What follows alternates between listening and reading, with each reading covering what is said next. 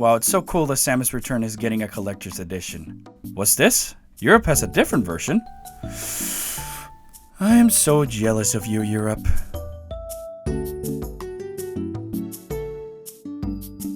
I can't lie. There's still a part of me that can't believe Nintendo announced 2 new Metroid games on the same day. And seeing that they're games I mentioned I wanted to see in the future makes me feel like a kid who got exactly what he wanted for Christmas. I don't think I need to explain that I was excited, almost to the point of shedding tears from seeing the game's announcements. And I think a quick YouTube search will show you how hyped up fans are for the new games, especially for Metroid Prime 4 since it's coming on the Switch. But I think Metroid is also what the 3DS was missing for it to be able to surpass the legacy of the Game Boy Advance. Now the only thing the system really needs is a new F-Zero game. You hear that, Falcon? But now that the E3 hype dust has settled, I think it's a great opportunity for me to explain why this remake of Metroid 2, in the form of Samus Returns, is such a big deal and why maybe more fans should give it the attention it deserves. First, and I think most importantly, is that this game is being released this coming September. What else do I need to say? It's a brand new classic game in 13 years and it's coming in less than 2 months and on the more accessible Nintendo 3DS? How can you not get excited about that? While it might not be a sequel to Metroid Fusion, I think doing a remake gives a great opportunity for developers to get more comfortable with a formula they haven't quite used in some time. But that's not to say that Samus Returns should be something worth your attention.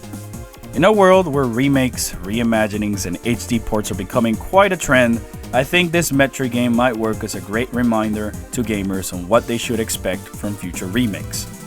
Samus Returns is not simply a remake of Metroid 2, but it's being built completely from the ground up to almost be considered as a new game. And it's not only in terms of the visuals, but also updating the gameplay, bosses, and adding new mechanics so that it gives a completely different experience to the point of it being considered as a whole new game. In a similar way to how people consider Zero Mission and the NES game 2 completely different Metroid games, even though one is a remake of the other. From a story's perspective, I always took Metroid 2 as being one of the most important installments for the overall arcing story.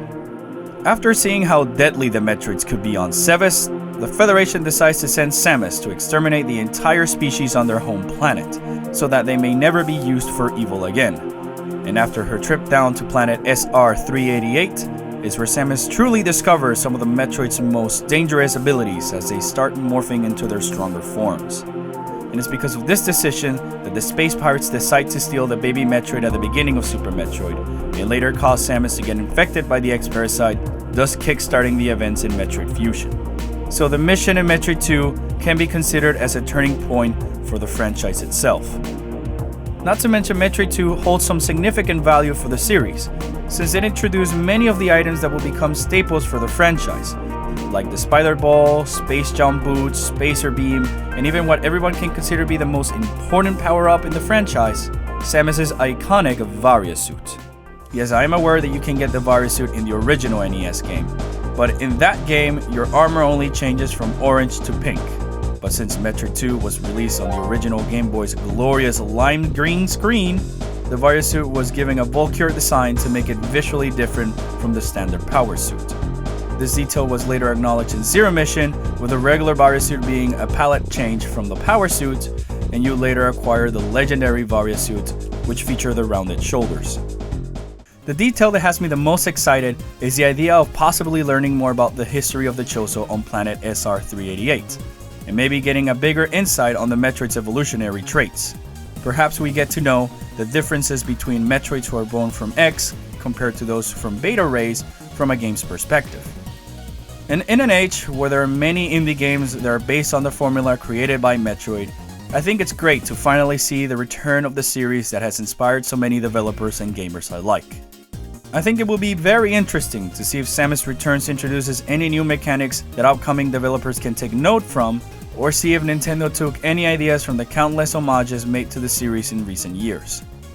From what I saw in the Treehouse event, I think it's safe to say that we can expect for this game to feel like something similar to Zero Mission, but utilizing the 3DS to its advantage to introduce ideas like the free aiming and using the 3D perspective to help us get immersed in the world of SR-388.